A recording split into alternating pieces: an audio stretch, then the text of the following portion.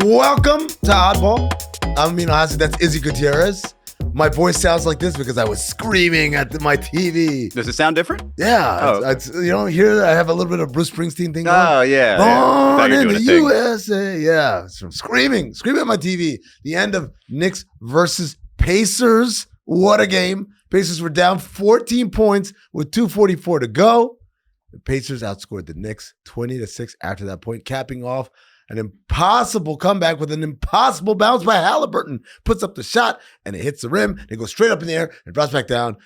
That was supposed to be a 3 to win the game. It wasn't because he had to put it on the line, so they go to overtime, and then the Pacers went ahead and beat him in overtime. Final score, 138-135. Izzy, let's start with your instant reaction to that Haliburton shot.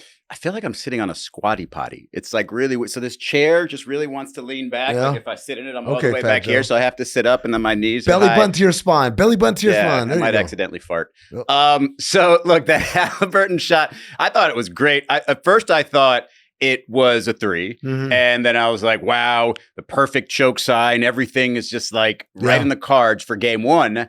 And then I said to myself, by the way, look at this picture, this image of him close up. Yeah. Now imagine if he was actually like choking on a chunk of a hot dog. Like that's exactly the face he would have. That's such a great choke face. That's a great point. I'd like to compare and contrast. If you go and look at the Reggie Miller choke, it was so calm and like an assassin, like he just choked. Here, it looks like it looks like he inhaled suddenly and now like that much of the someone do the Heimlich, please. But anyway, there was, I mean, a lot of things that I thought the Knicks will never recover, even though it was only game 1. I thought the Pacers might sweep because like you're down 17 in the fourth quarter and you pull that off. But the main thing that I thought of was Aaron Nesmith is not going to get enough love. Aaron Nesmith, he won the game. 8 for 9 from 3, 6 threes in the fourth quarter. He came in with like 6 minutes left and just bang, bang, bang, bang, bang, bang. One more. And close your eyes real quick. Okay. All right. Here we go. Now imagine that was Klay Thompson. Oh my God. And imagine Hall of Famer. And that same Tyrese Haliburton moving back to the 3, trying That's Steph Curry. Like, put this game in Oklahoma City in 2016, and we're like, holy, that's the best backcourt I've ever seen. The Klay Thompson fourth quarter. Right. Yeah. And like, so that's why that was my first thought is Aaron Nesmith. Like, that man he shot 43% from 3 this season. Klay Thompson's done that twice in his career. Yeah. Like, this is the Pacers are really good, and we're just finding this out series so far because that was an incredible finish. Question. Was that celebration planned? The choke celebration. So, look, man. Orchestrated, if you It's will. Tyrese, right? He's not going to hide away from this stuff. So, yes, it was absolutely planned. Like, every single day, once the Knicks clinched, it's just like, bro, if I hit a crazy shot at MSG, I'm hitting that so hard. And it was planned, but it was perfect because the entire time that's happening, you're reminded of that game and that choke sign because Reggie's right there. Yeah. So of course he's going to plan it. And even if he didn't, the way that fourth quarter was playing out, it ran through his head. Of course. I mean, like, here's my thing. It's like, number one, every kid, I think he said this in his postgame, every kid who's ever wanted to be an NBA player has done that situation in their brain, in their backyard, at the playground, at school, where it's like 3, 2, 1, and you hit that game winner, right? And, oh, by the way, if you want to say plan, he could plan to hit a game winner, sure. He could plan to, hey, if Reggie's there, I'm going to look at Reggie, sure. He could plan to do that celebration. You know what he couldn't plan? The actual choke. The Knicks choking. Right. That was a magnificent choke job. They tried so hard. They tried extra hard to give it away twice. More. Where they basically threw the ball away but got it back anyway. How often do we say that? It's like, hey, the Knicks blew the game. But do you know what? They could have blown it even worse. Yeah. They got lucky like 3 or 4 times on blown plays. And by the way, I don't care if he did it or not. I thought this was really cool. He does a choke side. He looks at Reggie, and Reggie says, good. Rise, Darth Vader. I don't know if I get that reference. You don't. It's but yeah, that's great. I thought it was a little cowardly of him to pull that finger back because go ahead, lean into it, man. It's all right. You've got Stan Van Gundy there to give you the objective stuff. Like, just go ahead and be the former Pacer guy. Like, you've never played for another uniform. Just go ahead and be that guy. The Pacers were down 14 with 2:45 to go, as I said. Teams in that situation prior to last night were 994-0. The The Knicks are the first to lose in that situation. I got a question for you. I mean, real quick. Yeah. Like, we saw what they did after they won in the second round, the Knicks fans at home. Yes.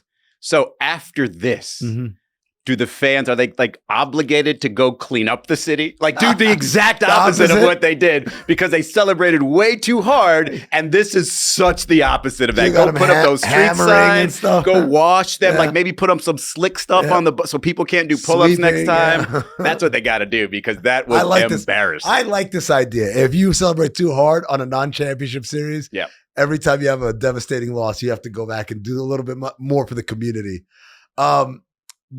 One of my favorite things in sports, Izzy, is the sound of shocked Madison Square Garden. I submit to you, there's not another building in any sport in the world that does shocked better than Madison Square Garden. So this is an audio exercise here. I want us all just close our eyes. Now and imagine it was Klay Thompson. Listen, exactly. Listen, this is on the Haliburton shot. Just listen to the crowd.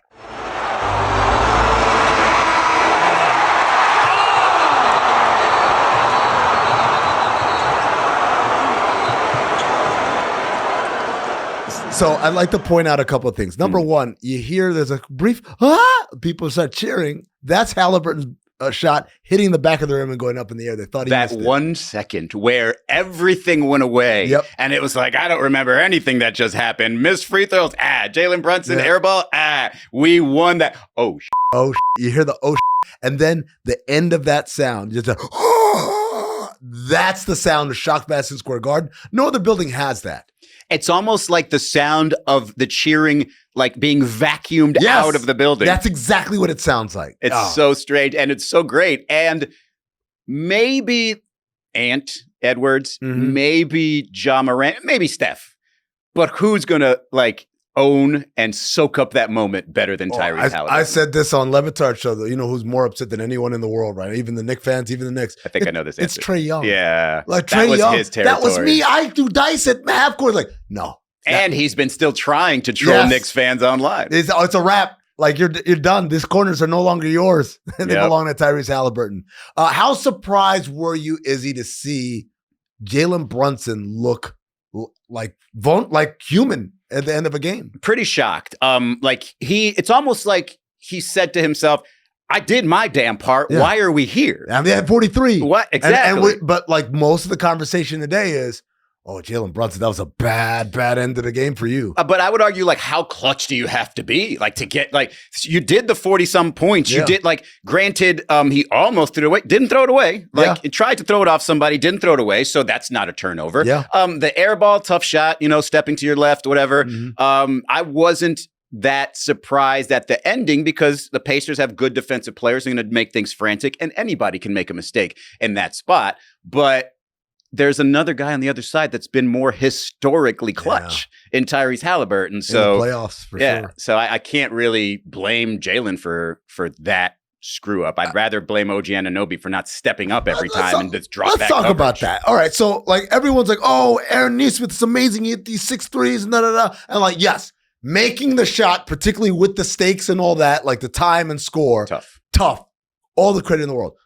Let's not pretend like he was well defended. Yeah. He was getting so much space. And this is what I said against the Celtics. Yes, the Celtics deserve to be ridiculed for continuing to take threes as opposed to doing anything else when you were up 20. But the one caveat on that is they were open threes. The Knicks give up an inordinate amount of open threes, and they did it pretty much all series long against the Celtics. And let's not let Tom Thibodeau off the hook, right? Because if he, like, you can blame OG Anunoby, but that was clearly the game plan. That's what I'm saying. This isn't like, a bad game from OG. Right. They give up threes. Right. That defense gives up threes. And the reason why, and again, do the exercise, close your eyes, imagine that was Klay Thompson, because after he hit his second one, you would be glued to him. There was one of them where it was like semi-transition, but I think that was the third one. Yes. So even then, you got to be glued to him when he crosses half court. Again, I mentioned it, 43% from 3-point range during the season. It's not like as if you didn't know. It's not like he's not on the scouting report for doing that. This is I don't know why I went so high pitched on that. Yeah. This is the advancement of the game, right? More players can do that. It doesn't have to be Klay Thompson. Yeah. So when you recognize that it's happening, guard it better. All right. So we've given the Knicks a hard time. What are some positives to take away? I mean, they got 70 plus points from their top two players. Can they sustain that? That's the positive, because obviously if you get that and you lose, you're just like, damn, we're going to need more out of those two to win. But I don't think that that's the case. I think if you actually get similar performances from them, you're going to win most of those games. It doesn't matter. You probably will have better defense from OG and probably a better game plan, hopefully, from Tibbs.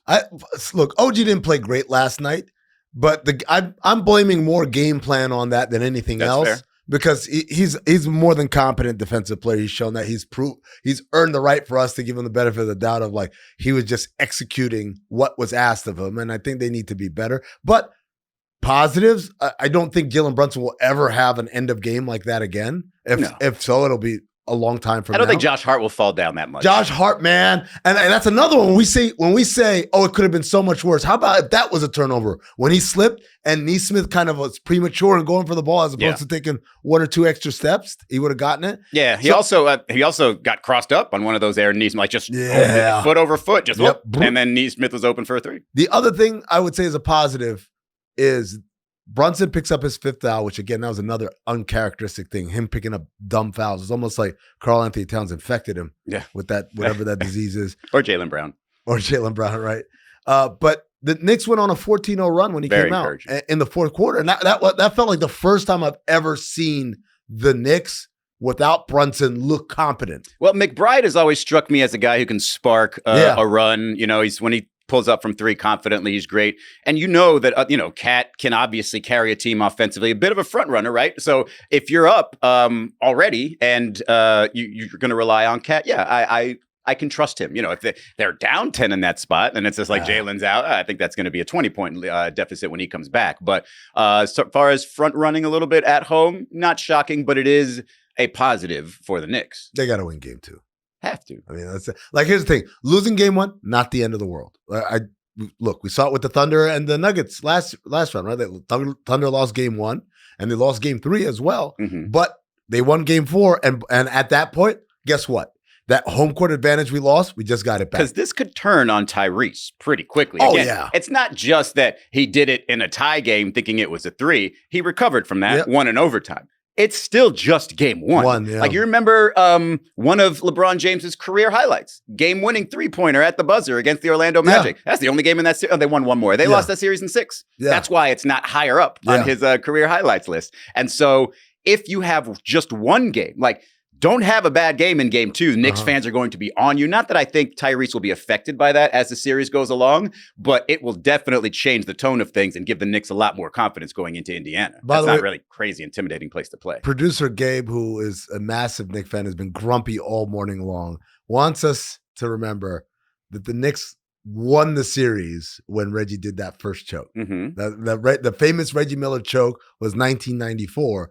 The Knicks ended up winning that series in 7, went to the finals. 1995, though, is when they did the 8 points in 9 seconds, which is kind of actually closer to what happened last night. Right. That was a game in hand. Okay, here we go. Win the game. And then all of a sudden it's not. And what he really hopes doesn't repeat itself is that neither of those teams won anything. Like they did, but documentaries on it. It was all great drama, but didn't win anything. So if that happens again this time, congrats, Thunder. You know what I thought about last night after that game? I thought about Kenny Atkinson because I think about him a lot. Yeah. You killed my guy. That's my guy, man. I like him a lot. I could tell from that rant you went on last week. Win a game. So, he said after the Cavs were eliminated by the Pacers, he really went out of his way to compliment the Pacers for their mental toughness, right? Like that they have this level of like grit that pulls them through. Mm-hmm. And he said, that's kind of like what we need to get to the next level. And as I sit back and I think about the Pacers and what they've been through over the last 2 years, right? The Iciest final last year, and then obviously you go to the conference finals, leading in several of those games against the Celtics, but just falling short in a bunch of them, including that Jalen Brown game winner at the end. And then this year, the path they've been through. And it's like, yeah, man, this is the stuff we're talking about. We're being forged in the fire, right? Of experience and heartbreak. Yeah. Can I add another element to that? Mm-hmm. The idea of being traded and then showing your stuff on the new team, Tyrese Haliburton. Yeah. Obi Toppin, Yep. like Aaron Nesmith, or going to another Pascal team. Siakam. Pascal Siakam. Like Aaron Nesmith, I remember him in Boston and being like, man, that dude is skilled. He just can't break that rotation. Odd man out. He couldn't get off the bench. He couldn't find. So there's definitely an element to all of that. Even like some of the other, like Hart and Ben Shepherd. I know they didn't start somewhere else, but it's like, these are guys that are not highly regarded around the NBA, like in terms of like notoriety. Right. But they're all smart and they know what to do. Miles Turner's been on the trading block every year of his career, pretty much. So far, we've mentioned, like you like to talk about the Oklahoma City Thunder, as a lot of quality two-way players. Yeah. You know, you don't have to scheme a defense to cover for them. You don't have you can switch whatever you want. Like, who is their weakest defender? Is it Tyrese? Haliburton. Okay, Guy, and he's still pretty long and but he's quick. 6'6", and that's the difference maker. And going back to Trae Young, like, what's the difference between Tyrese Haliburton and Trae Young? Is that Trae Young is my height, and that Tyrese Haliburton is a massive point guard, and that alone can create so many more advantages. Real quick, is Tyrese like on your all-time list of funkiest jumpers, but I'm not going to question it? Like that thing, I've always wondered, because he kind of tees it up real high and then just kind of flicks it. I've always thought that could go wrong so quickly, but he hasn't really had a stretch where it goes wrong that quick. I mean, he did have a 1 year we would blame the injury. Yeah, or like the mid-season or whatever. Early to start this season, he couldn't hit the broadside of a barn, if you remember. But that's what scares me a little bit about his jumper. Yeah, it's streaky, but like, you know, who are the other names on that list? Reggie Miller. Tim Hardaway, man, he shot it the way behind the back of the head, and that's actually what taught me how to not do that. Like, because once I saw him, I was like, wait a second, as a kid, that's how I shoot it. Right. Nobody else shoots it like, let me put this thing more in front of my face, had, like, and then I changed zero it. rotation on your ball? Like, it was no, it still rotated, but I still shot it from way back here. Because his would just go. Yeah, I was living on knuckleball. Who's another one with a wild jumper? I mean, Sean Marion, but it wasn't a great percentage. Was like, it was better than what you would expect with that form, but it wasn't like we're talking about Reggie Miller and Tyrese Haliburton. There's someone else. Oh, Jamal Wilkes, all the way behind his head, kind of, right? How much did he play in the 3-point era? I don't think he did. I'm just saying jump shots. We're just talking about jump shots. Well, all right, it's time for Iciest Play of the Week. We already awarded an Iciest Play this week, but after last night's game, we got to do another one. I'm sure Jägermeister is good for it, right? By the way, Iciest Play is presented by Jägermeister. Serve it cold. Oh, don't serve it at all, you filthy animals. Jägermeister. Damn, that's cold. For more, visit Jägermeister.com. Please drink responsibly. I know what everyone's thinking. Oh, the Tyrese shot's going to be Iciest Play. No, it's not. You know why? Because he thought it was a 3 and it ended up being a 2. And according to Stugatz, that means he's not sucks. icy. Yeah, it's not icy. So instead, we're going to go with this Obi Toppin dunk that he made with the foul, mind you, from Mikal Bridges. It's icy for 2 reasons. That's a great 3 shot. The rim's not even in the shot in the first one. First of all, crazy dunk. Yeah. Right? Number 2, dumbass foul. Number 3, why didn't they foul? Prior to that, he dribbled it all the way from the wing. And number 4, perhaps the most important, this makes Obi Toppin the first 2-time Iciest Play winner. Wow. In Iciest Play history. For Mr. Toppin. Yeah. Good job. History. So for my friends in New York, here's some color commentary of the comeback, courtesy of the one and only Larry David. That's right. If you love Curb Your Enthusiasm like I do, if you love Seinfeld, you love Larry David.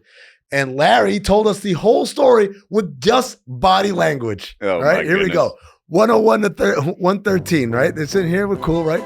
Oh, yeah, there's the music. Then 108 to 119. Got to get up off the floor for that one. Yeah, up off the chair for that one. Then there's 111 to 119. He's looking down.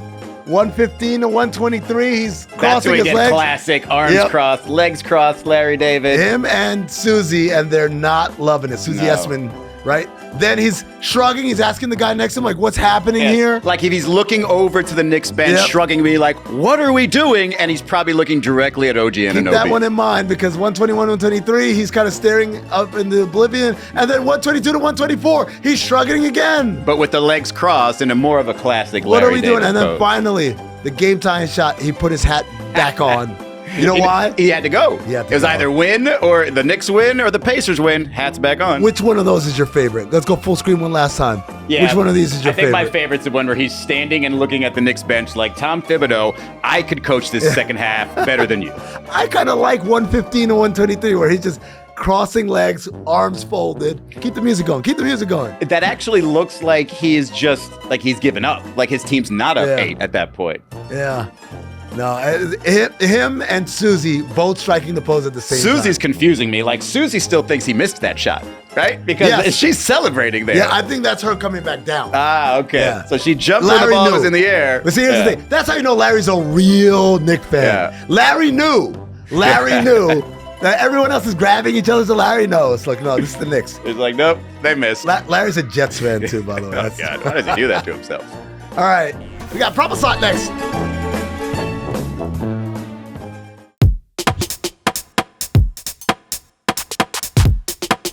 All right. Welcome to Oddball. Or welcome back to Oddball, I should say. It's time for Proper Slot. Proper Slot is presented by DraftKings. Stay tuned, because you'll hear more about what DraftKings has to offer throughout the show. DraftKings, the crown is yours. All right. You guys know the rules. Hell yeah. This slot machine will generate a real DraftKings prop bet from tonight's games.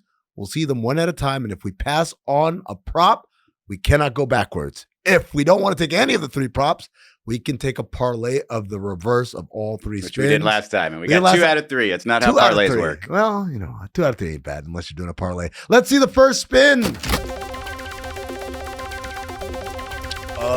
Let's see. We're rolling. Shai. How are there that many options? There's only one game. I know. Shai Gilgeous-Alexander, the MVP, over 31.5 points tonight, minus 115. As I mentioned, he's been announced as the 2025 MVP. He's averaging almost 33 points a game, 5 rebounds, and 6.4 assists. That's for the regular season. I'm sure he was waiting for my congratulations. Yeah, exactly. I want to take a little time here just to recognize Shai Gilgeous-Alexander's MVP and recognize something a good friend of mine, Steve Nash, posted on Instagram. A dear friend of mine. I should do the John Tapper. He's a dear friend of mine. We've been through the wars together. Yeah, no, definitely going to be at the funeral. Wow. Definitely. Well, yeah, that one I know. Absolutely. So, this was his caption. Kids and grown-ups watch and listen to this guy. He's talking about Shai. Not me. He talks about the process, refines the process, attacks the process, obsesses over the process. He does it with class, grit, and style. When you see him now, it looks like he was born to do this. When he was cut from the JV team in 9th grade, I'm assuming he did not. He's willing to dig really deep and do the work every day, but the work is not all sweat. It's equally building and committing to a process and riding it through the ups and downs. Bravo, Shai. Keep killing your process. Canadian flag emoji. So under 31.5, I think. Yeah, I don't think we're going to take this. Let's see the next one. Look, I'm serious. Minnesota Timberwolves, they were leaving guys wide open in that game saying, hey, beat us. They're going to do that to a different level in this game. And so I just don't think that Shai's going to get his numbers. But nice message. Here's your hero, Anthony Edwards, over 24.5 points. That's minus 120. Which doesn't make any sense. It really doesn't. More likely that. Well, you know what? It does make sense. This gives the Oklahoma City Thunder all the credit in the world for being a great defense that they are. Interchangeable defenders, going to make life difficult for Anthony Edwards. But this has to be the game where he's going to just try to go Kobe mode, right? And that's going to be, if he scores 25, even if it's on 10 of 25 shooting, he's going to get there. I can't believe I'm about to say this. Skip Bayless called him Can't Man. And I'm like, I miss you, Skip. I thought he retired. What do you mean he called him Can't Man? He's somewhere talking into a microphone. He called him Can't Man. And I can't front, man. That's a pretty good, that's what Skip Bayless things. It reminds me when he got Kevin Garnett. Remember that one? Wow, I do not. Oh my God. I do not remember Kevin Garnett. Kevin Garnett. Yeah. Wow, what a career that guy had. I worked with him a little bit. I think we're going to stick with this one, right? We have to. All right. I mean, look, if he doesn't get 25 points today, what are we saying about Anthony Edwards going forward? We're calling him Can't Man. That's what we're doing. I don't know why it makes me think of that song. What is it? The Scat Man. And I'm the Can't Man. Can'thony Edwards. No, that doesn't work. Can'thony. I kind of like that one too. I think maybe Can'thony Edwards. Thunder are 7.5 point favorites tonight, according to DraftKings Sportsbook. Izzy, who do you like? I think the Timberwolves keep it close, but the way the NBA is, like, the score can change so quickly. So I don't love that number, but I think the Timberwolves are going to keep it close. I think they probably have a shot to win late in the Really, the NBA is like that? Minute. Do you have any recent examples of that happening? I'm going to have to think because No, I can't really think of one. No. Recency bias, I guess. I haven't seen a game in a few hours. That's going to do it for Oddball. Hey.